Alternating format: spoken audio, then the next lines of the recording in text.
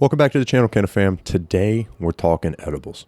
Are rosin edibles worth it, man? That's been a question I've been getting a lot lately. I've had a lot of people asking me at dispensaries, had a bunch of messages coming through on IG as I've been talking about like the bezel edibles and some of the other stuff. That's what we got handy today. The bezel bites, the rosin, solventless edibles. I want to talk about, are solventless edibles worth it? Why would anybody go with a rosin edible versus a regular old distillate edible, or even just live resin, RSO, whatever you might be infusing with or be purchasing from the dispo. And I find it really interesting. So again, we've got the bezel rosin bites here, and these are strain specific. So they're made with trop cherry rosin, 10 milligrams in each. So Ken Fam knows, we've talked about this a bunch on the channel. Me and my dabbing, let's have at it. Have a good time. But when it comes to edibles, I got to be way more careful, and I have to be, I guess, more conscious of what I'm eating and how much I'm consuming, because I get a little too fried off edibles. Dabs don't seem to affect me the same way. I guess it's how long we've been doing this. The edibles, though, they put me into another dimension. They can if they're too strong. I like lower dose edibles. Y'all flame me for it. One person even commented that I like soccer mom doses. That's hilarious, and I do. But that's not the point of today's episode. We want to talk about why you would choose a solventless edible versus just like, again, a regular old distillate edible. Those of you who don't know, distillate, just pure old THC, constant, just regular old solvent extraction process, isolated down just to THC. So you get nice and zooty tooty, super fresh and fruity, fried off of distillate. I don't love distillate gummies, distillate edibles, period. They usually make me a little too high, a little uncomfortable. So I usually will lean with anything else, honestly, live res, RSO, rosin. The reason that I find solventless that much better, and I'm not alone in these feelings, the more I've talked to more experienced consumers that have been, especially like out west and stuff like that, that have maybe been exposed to these things a little bit more, you start to really be able to fine-tune your edible experience in a similar way you can fine-tune your dab game, your smoke game, or whatever with selecting whichever strain you like, whichever cultivar you're a fan of. You can go down to the pheno on your edibles the way you can with flower, and that's pretty sick. I mean, this being specifically trop cherry rosin lets me know that I'm probably in for a very similar flower effect, depending on the dose, maybe even a dab effect of that exact plant versus just kind of getting THC for THC's sake. I don't love THC for THC's sake. We've talked about that a long time. Your boy loves taking big dabs. Your boy loves getting big high. But I need that to be blended with some terpene action, some minor cannabinoids, and just a certain je ne sais quoi or whatever the heck that comes along with each specific plant. I would say terpene-infused distillate gummies do very little for me. I would argue that it's just not the same. I don't know if it's something about the cohesion, something about the concentration, something about the plant. So far, I don't find terpene-infused chews to really do anything. When they are full spectrum in and of themselves, pulled from one source, it seems to absorb a little bit differently. It seems to work a little bit better. Breaking open this brand new pack here too.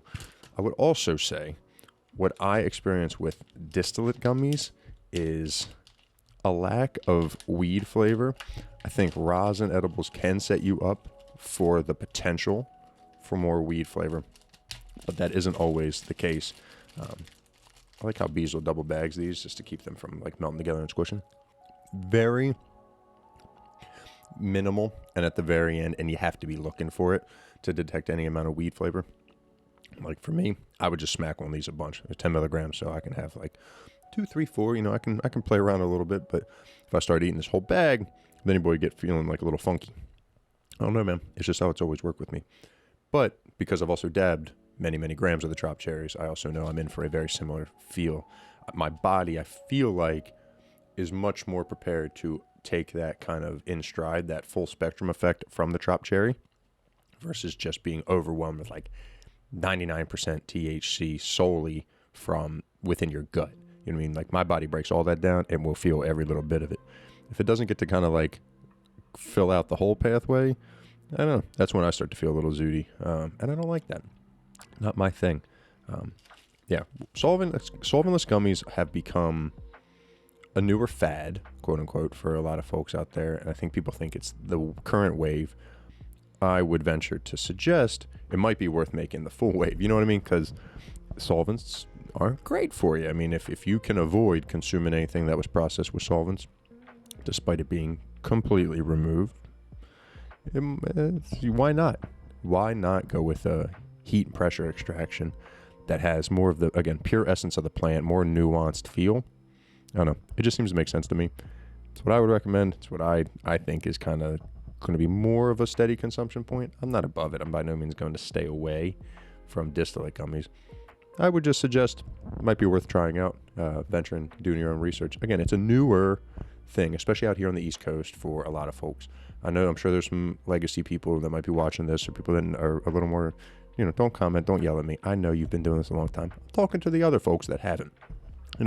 Try your, play around, mess around. I would suggest testing out some solventless gummies like the Beazle Chews and seeing, do I get the same high as I do versus like just a pure distillate gummy or a chocolate or whatever. Do I feel the same? Do I like it more or less? Again, I've eaten a bunch of these. I'm a huge fan of the Beazle Chews. This isn't necessarily a review. We already know that we like them on this channel. We just want to talk about why you would go solventless on a gummy. Again, there's still plenty of options out there, but maybe solventless is the better option for you. Maybe it will absorb a little cleaner. Maybe you can tune in a little bit better.